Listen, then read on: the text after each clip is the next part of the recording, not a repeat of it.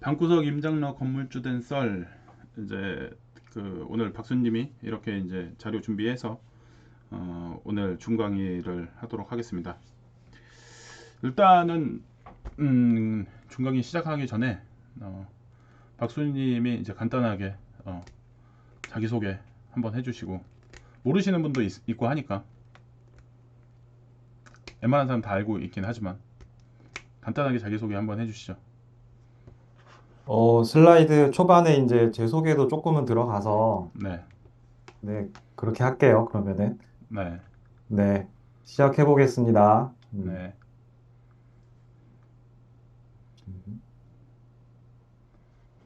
자, 일단 제 소개랑 해서 이제 조금 이야기를 시작하면서, 케이스 한 3개 정도를 좀 보고요. 그 다음에 실제 매매했던 사례에 대해서 좀 알아보는 시간을 갖도록 하겠습니다. 일단 저는 뭐 잘 몰라요. 저도 여러분이랑 비슷하고 전혀 전문가가 아니고 그냥 어쩌다 보니 첫 경험을 했을 뿐이라서 강의라는 말이 솔직히 좀 부담스럽고요.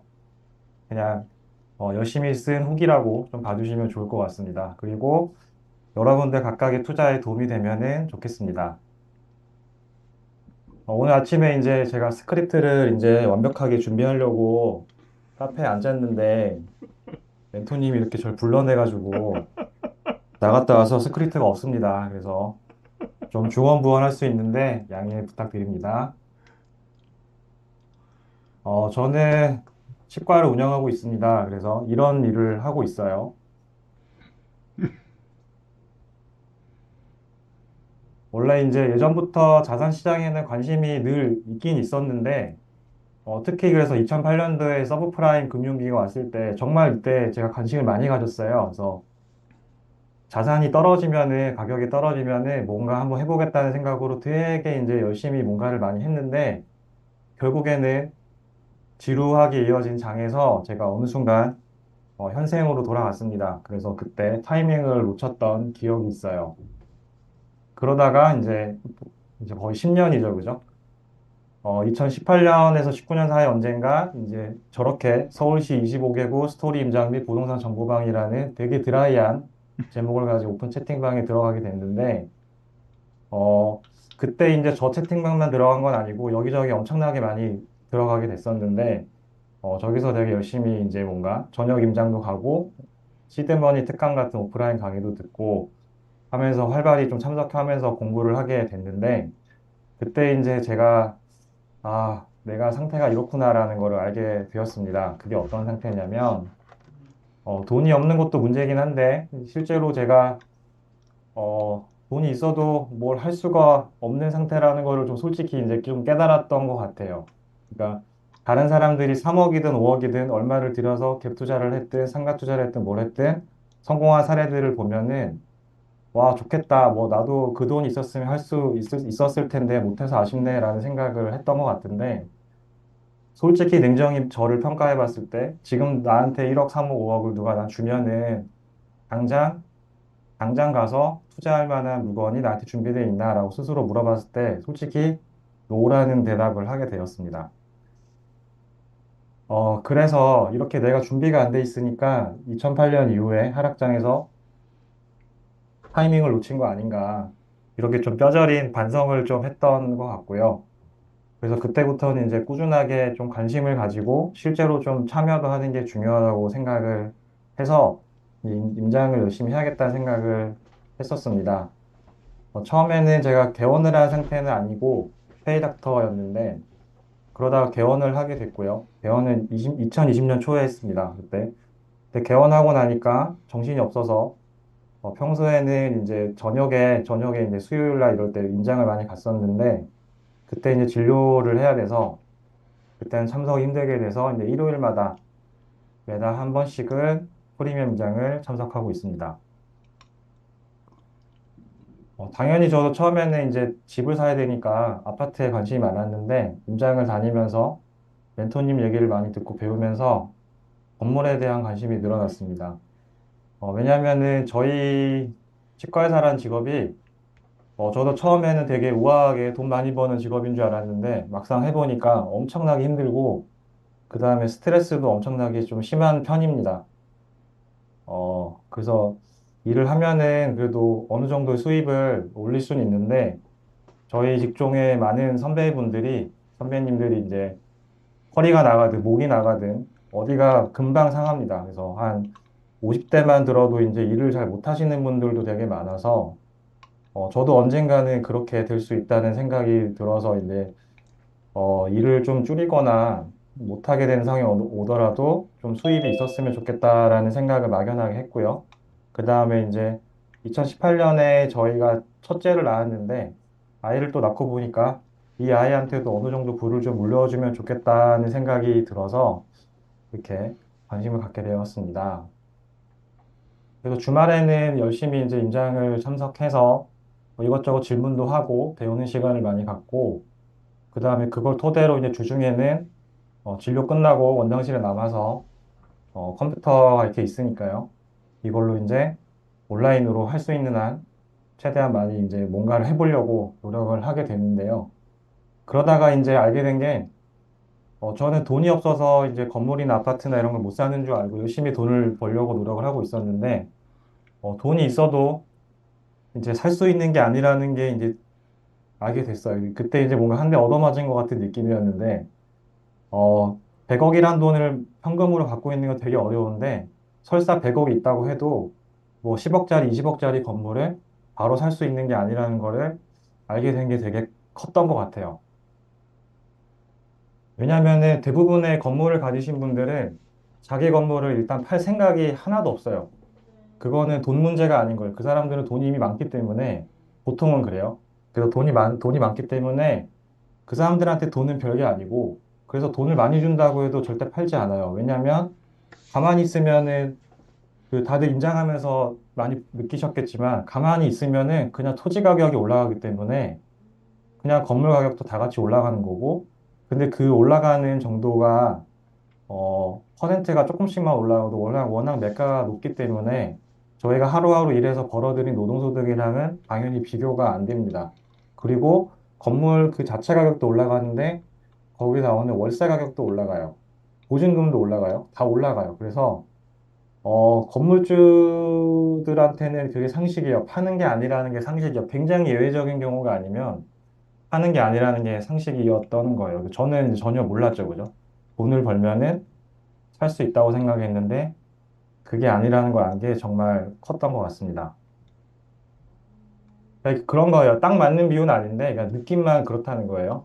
그래서 건물주한테 가서 돈 줄 테니까 파세요라고 하는 거는 굉장히 화목한 가정에 가서 당신 남편이나 와이프나 또는 아이를 그냥 넘기세요. 돈 많이 줄게요라고 하는 거 비슷한 느낌이에요. 그러니까 이게 말도 안 되는 요구를 한다는 느낌을 받는다는 거죠, 이게. 그래서 아파트는 뭐 강남 아파트든 뭐 강북 아파트든 아파트는 결국에는 비슷한 물건이 여러 개 있기 때문에 돈이 많이 있으면은 결국 그 중에 누군가 한 명은 팔게 돼요. 근데 건물은 세상에 딱 하나밖에 없기 때문에, 그 입지에 그렇게 생긴 건물은 딱 하나밖에 없기 때문에 건물주가 아무리 돈을 어 저희가 아무리 돈을 많이 준다고 해도 건물주가 안 팔겠다고 하면은 그냥 그걸로 못 사는 겁니다, 그냥. 근데 실제로 뭐 디스코나 네이버 부동산 같은 데 보면은 시장에 매물로 건물이 좀 나와 있는 게 꽤 있어요. 그래서 근데 왜 나온 건 뭐지 하고 하나하나 이렇게 살펴보는 걸 많이 했는데, 대부분의 시장에 매물로 나와 있는 거는 대부분 입지가 안 좋고 뭔가 하자가 있어서 싸게 줘도 그냥 솔직히 갖고 싶지 않은 게 되게 대부분이더라고요. 하나하나 이제 밤에 남아서 이런 걸 많이 했어요. 진짜 탐나는 물건이 별로 없어요. 입지가 어느 정도 그래서 괜찮아서, 요거 이런 건물은 진짜 내가 가지게 되면 정말 좋겠다 싶은 것들은 너무 비싸요. 비싸다는 게 가격이 100억, 200억 너무 높다는 그런 단순히 그런 의미가 아니라, 그 건물을 사서 내가 얻을 수 있는 수익이나 이런 걸 다 생각해 봐도 너무 가격이 높다는 거죠. 그러니까 수익률이 떨어진다는 거고요. 어, 결국은 그거야. 내가 사고 싶은 마음이 들 정도로 좋아 보이는데 매물로 나온 거는 거의 없더라 라는 거였습니다. 그러면은 괜찮은 물건이 언제 나오냐? 이거에 대해서 이제 임장을 하고 하면서 멘토님께도 설명을 들으면서 이제 들었던 것들을 정리를 좀 얼추 해보면, 이것 말고 다른 경우도 있겠지만 크게 이렇게 있더라고요. 좀 상승장의 끝물에 이제 젊은 축에 속하는 건물주가 이제 대출을 여기저기서 땡겨서 산 경우 요새 같은 하락장에 나올 수 있겠죠, 그죠? 그 다음에 건물을 가진 사람이 사업체를 운영하는 사장님인데 이 사업이 뭐 그 사업 업종마다 경기가 다르잖아요. 그래서 이제 그게 잘 안 돼서 압류가 잡혀 있을 때, 그 다음에 건물주가 어, 이제 죽을 날이 얼마 안 남았는데 요새는 꼭 상속이나 증여를 하기도 하지만 안 하고 그냥 내가 쓰고 죽겠다 하는 경우도 있더라고요. 그래서 그럴 때 본인이 노후 자금으로 쓸 돈을 마련한다거나 할 때, 그 다음에 건물주가 결국에는 사망해서 상속되는 과정에서 자녀들이 그거를 상속을 받고 운영해 나갈 어떤 역량이 좀 부족할 때, 이때가 있죠. 그래서 이럴 때 이제 멘토님은 호랑말코라는 표현을 쓰시는데, 저 같은 경우가 이 4번 케이스였습니다. 그래서 좀 뼈저린 반성을 하면서 이제 지금 상황에 대해서 불만을 가지기보다는 이제 이게 찬스가 그렇게 쉽게 오는 게 아니니까 딱 타이밍이 왔을 때 누군가 나에게 파는 찬스가 왔을 때 여러 가지 체크하고 사야 될 텐데 그것들이 뭔지를 일단 제가 다 모르니까 그런 것들에 대해서 체크를 하고 준비도 하고 하는 게 중요하겠다고 생각을 하고 좀 꾸준하게 한 걸음 한 걸음 밟아가자라고 생각을 했던 것 같아요. 자, 첫 번째 케이스입니다. 중화 1구역 앞에 건물이에요. 중화 1구역 아파트와 중화역 사이 코너 건물입니다. 저기 빵또와 베이커리라는 게 있는데요. 어, 이렇게 생겼어요. 저기 저 진한 회색의 못생긴 건물인데요. 왼쪽에 보면은 여기 보면 이제 아파트가 한 1000세대 정도 된 아파트가 지어지고 있고 일로 가면은 사진상에서 오른쪽으로 가면은 중화역이 나오는데 그 출구가 여기 이 출구가 가장 메인이 되는 출구예요. 여기에는 에스컬레이터도 있어요. 음. 상대적으로 다른 출구는 좀 덜 활성화되어 있는 편입니다. 요거를 참 이거 사면 좋겠다라고 생각을 했는데 입지도 좋고 그런데 어 이거를 제가 보게 된 것도 뭐였냐면 등기를 열어보니까 압류가 좀 잡혀 있고 했어요. 그래서 이 건물주분이 자금 상황이 좋지 않을 수 있겠다라고 생각해서 그 건물 1층에 있는 부동산 통해서 매수 의향을 전달하고 좀 컨택을 시도해 봤었는데 또 좋았던 게 뭐냐면 입지는 좋은데 되게 땅이 좀 작았어요. 땅이 작아서 대지가 넓지 않아서 거기가 뭐 다른 예를 들면 제가 병원을 한다면 하기에는 입지적으로는 뭐 되게 나쁘지 않을 수는 있지만 일단 면적이 작아서 병원 같은 거 들어가기가 좀 그래요. 근데 저도 뭐 돈이 무한정 많은 게 아닌데 땅이 너무 넓어도 전체 가격이 올라가기 때문에 살 수가 없어요. 근데 이건 좀 땅이 작아서 그래도 처음에 좀 살 수 있는 가능성이 있지 않을까라고 해서 접근을 했고 제가 만약에 산다면은 리모델링을 해야겠다는 생각을 했고 너무 못생겼잖아요. 그죠? 그 리모델링을 해서 편의점이든 카페든 베이커리든 거기 1000세대의 아파트에 사는 사람들이 쓸만한 근생상가를 넣으면 좋겠다는 생각을 했었습니다. 그래서 이제 매수 의향을 비추고 하실 수 있는지 물어봤는데 되게 정말 너무너무 어처구니 없어 해서 또 되게 허무하게 그냥 못 샀어요. 그냥 분명히 돈이 없을 것 같은데 정말 정말 이 사람의 딱 반응이 딱 그래서 정말 갑자기 무슨 말도 안 되는 요구를 하냐라는 그런 반응이 보여서 하지 못했습니다. 그래서 매수를 한 건 아니고요. 매수 시도는 이렇게 허무하게 끝났는데 이 과정에서 여러 가지 이제 멘토님께 배운 여러 가지 상황들을 체크해보고 연구해보고 공유해보고 했는데 그러다 보니 특이한 게 이런 게 있었어요. 2015년에 토지 수용이라는 게 있었습니다. 그래서 이거 네이버 로드뷰로 본 건데 왼쪽 그림이 예전 몇 년 전 건물인데 이렇게 분명히 이렇게 네모 반듯했어요. 근데 지금은 여기가 썰려 있습니다. 그래서 이거 뭐지 하고 이제 알아보기 시작했는데 이것저것 보다 보니까 토지 이용 계획, 토지 이음이라는 사이트에서 이렇게 열 수 있잖아요. 그래서 보면은 이런 걸 보는데 여기 보시면 이렇게 빨간색 마우스 보이세요? 네. 어, 여기 보시면은 이 빨간색 선이 있어요. 이 빨간색 선이 도로입니다, 도로. 그래서 여기가 원래 건물이 이 정도까지 튀어나와 있었는데 도로 이 빨간 선 따라서 이렇게 된 거였더라고요. 실제로 로드뷰를 보니까 이게 2018년 4월인데 이때는 여기 보면은 중앙선 기준으로 오른쪽에 2차선이에요. 2차선이고 이쪽에 이제 건물들이 있는데 2019년 2월에는 여기가 3차선이 됐어요. 3차선이 됐고 여기 건물들은 다 진짜 스테이크 썰듯이 썰려 있습니다. 방금 그걸 확대한 사진인데 다 썰려 있어요. 여기도 썰려 있고 여기 썰린 것 같은데 이렇게 가시박 쳐져 있고 이렇게 되어 있어요. 그래서 2020년 6월 로드뷰인데요. 이때 보면은 여기 노란 화살표한 데들은 이제 썰린 김에 이렇게 아예 전체 리모델링을 해서 깔끔하게 바꿨고 여기에는 이제 병원들이 좀 많이 들어가 있습니다. 그리고 여기는 썰린 모양 그대로 그 느낌 살려서 이렇게 색깔만 칠하고 이마트 24와 노브랜드 버거가 들어왔어요. 이런 경우도 있습니다. 자, 여기서 퀴즈 한번 나갑니다, 이제. 저희가 임장 갔던 곳 중에, 물론 안 가본 분도 있을 수 있는데, 분명히 건물 썰렸던 곳이 있었거든요. 거기가 어딘지 아시는 분은 답변을, 아, 와, 대단하십니다. 맞습니다. 되게 빠르네요. 정확하게는 금호역이 아닙니다. 이거 한 군데 더 있죠. 네, 그렇죠. 두 군데. 네, 신금호하고 금호 둘 다.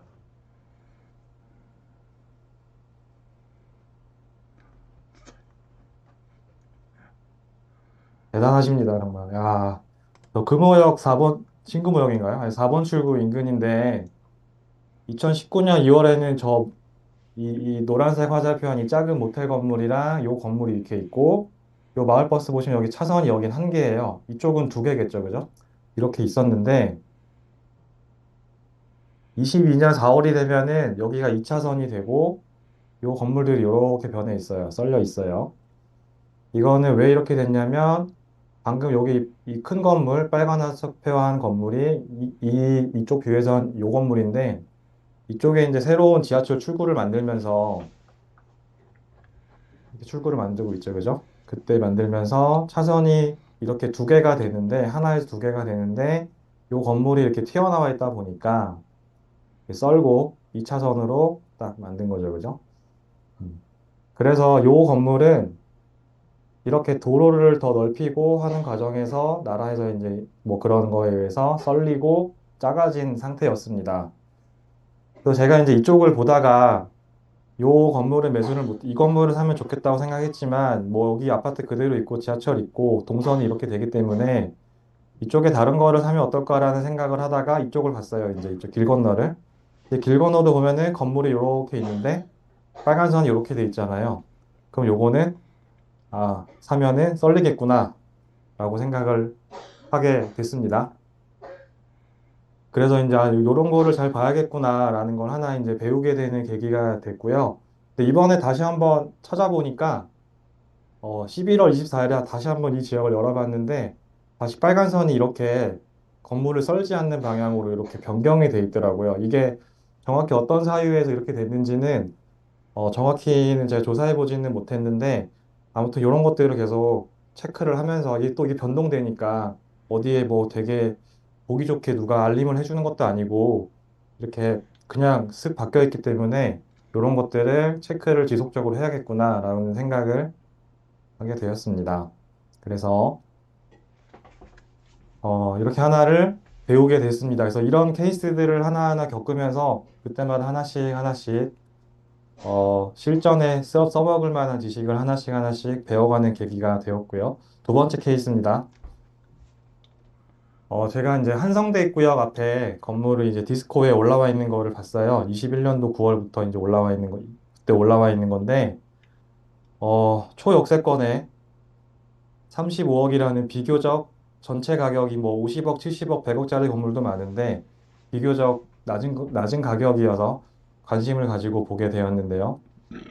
3번 출구 앞이고 또 이제 제가 건너 건너 아시는 분들한테 여기 뉴욕 치과가 나쁘지 않게 된다는 얘기를 들었기 때문에 또 이제 여기가 유동이 나쁘지 않을 것 같다는 생각을 하게 됐고요. 이쪽 얘기를 좀 들은 게 있어서 그렇게 판단을 했습니다.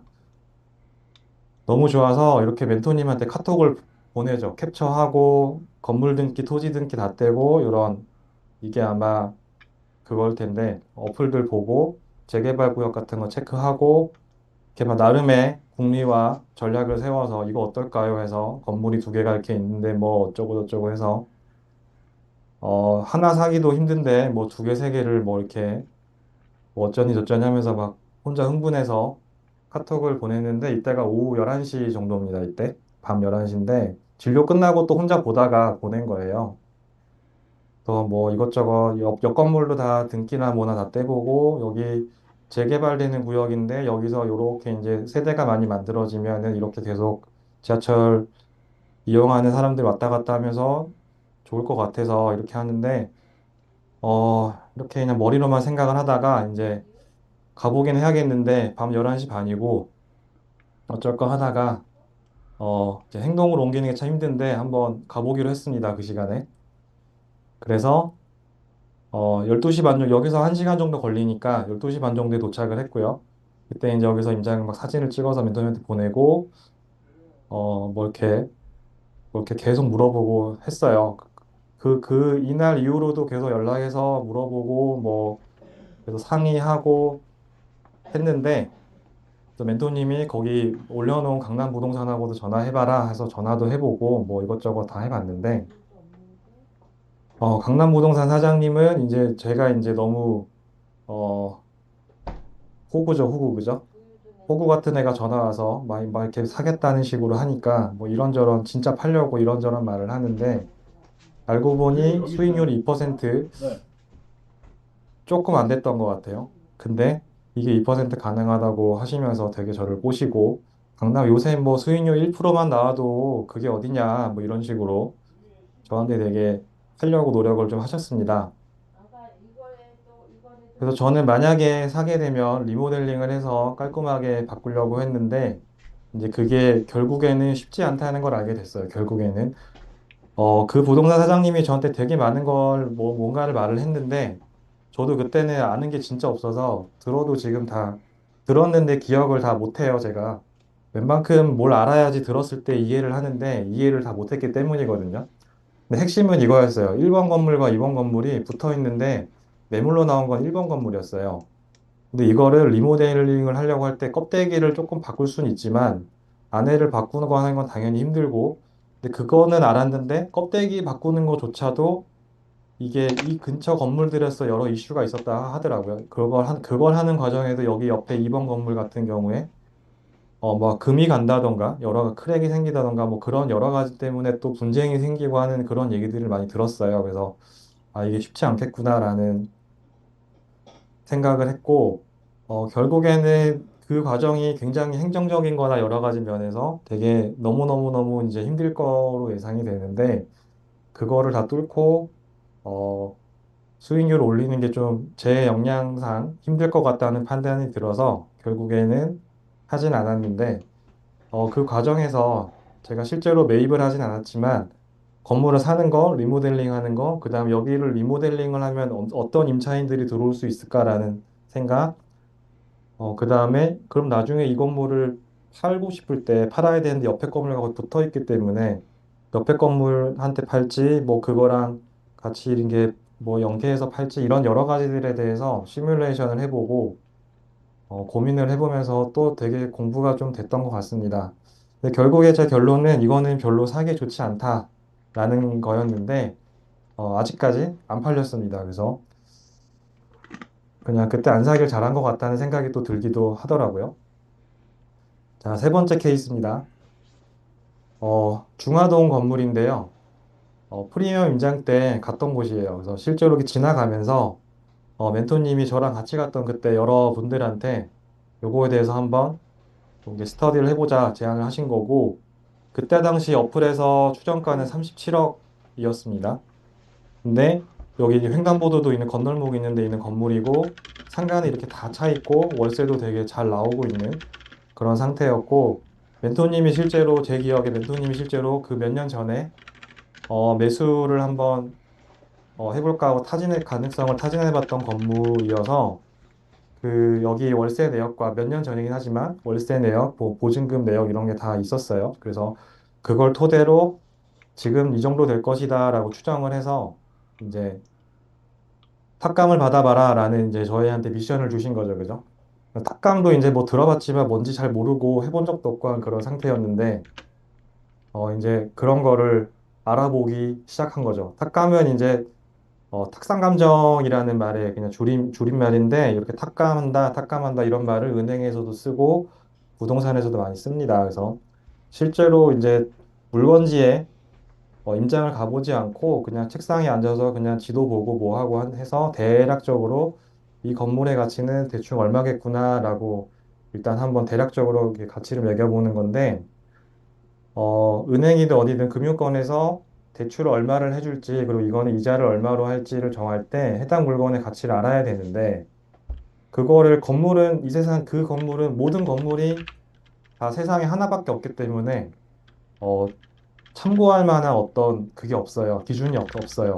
아파트 같은 경우는 뭐 500세대, 1000세대씩 있기 때문에 그 안에서 거래가 실제로 이루어지고 여러 가지 자료들이 많아서 KB 국민은행 시세도 보고 저희가 실거래가, 국토교통부 자료에서 실거래가 확인도 하고 여러 가지를 보는데 아파트를 제외한 그런 부동산 물건들은 그렇지 않고 빌라도 그런 경우죠, 그죠? 빌라도 그런 게 없어서 빌라 사기가 많이 일어나는 건데 빌라보다도 더 적은 게 건물이기 때문에 정말 가치 평가하기 쉽지 않습니다. 그래서 건물을 팔 때 매도 가격을 건물주가 부르면 그게 값인 거예요. 근데 은행에서는 그거를 다 인정해주다 보면은 당연히 건물주들은 한도 끝도 없이 높게 부를 거기 때문에 그대로 인정해주진 않고 이제 은행마다 협약된 감정평가 법인들이 있는데요. 그 감정평가 법인에다가 의뢰를 해서 감정을 받아서 그 자료를 토대로 그 자료라는 게 이제 이 건물은 얼마입니다라고 하면은 그걸 토대로 이제 대출을 실행을 하는 겁니다. 그래서 멘토님께서 탁감을 해보라 하는데 이거 전화하면은 은행 직원은 그것 때문에 그 탁감하는 사람한테 전화 또 연락해서 의뢰하면 그 사람은 또 막 이거 분석해서 근데 일이 막 시간이 되게 오래 걸릴 것 같고 하는데 이거 이렇게 그냥 난 그냥 좀 궁금한 거일 뿐인데 이렇게 민폐 끼쳐도 되나 이런 생각을 하고 하면서 저도 전화를 했었는데 전화하고 대화를 하다가 느낀 게 뭐냐면 좀 건물에 관심 있고 투자 많이 하시는 분들은 시도 때도 없이 전화해서 시도 때도 없이 여러 가지 물건에서 물어보더라고요. 물어본다 하더라고요. 그래서 그 사람들은 그거를 위해서 그 자리에 있는 거고, 그래서 그냥 전혀 미안해야 할 필요가 없더라고요. 그래서 이제 궁금하시면 언제든 전화하셔서 물어보시면 좋을 것 같습니다. 저 건물 같은 건 제가 이제 주거래은행에 해보니까, 저렇게 매매가를 저렇게 말했고, 보증금 그냥 2억, 월세 총 다 합치면 1000만 원이라고 그냥 멘토님이 그냥 그렇게 한번 해보라고 해서 그렇게 했는데 저 당시에 저렇게 대출은 한 25억 정도 나올 것 같다라고 알려주더라고요. 자, 이렇게 이제 케이스 세 개를 봤는데, 이런 좀 연습이랄까요? 일부러 연습하려고 한 건 아니지만, 이런 연습을 한 케이스가 좀 더 많이 있었어요. 그래서 그때마다 하나씩 하나씩 뭐가 좀 쌓이는 느낌이 있었던 것 같긴 한데, 그러다가 이제 이 건물을 알게 됐습니다. 잠깐 그 케이스 스터디까지 한 것까지 하고 잠깐 브레이크 타임을 좀 갖도록 하겠습니다. 그래서 동선돈 247 하기 전에 잠깐 화장실 갔다 오실 분은 잠깐 갔다 오시고 그다음에 요거 들어가기 전에 이제 몇 가지 질문을 하고 질의응답 한 다음에 247을 하도록 할게요. 잠깐 이제 5분만 쉬었다가 44분이니까 45분이네요. 50분에 시작을 하겠습니다.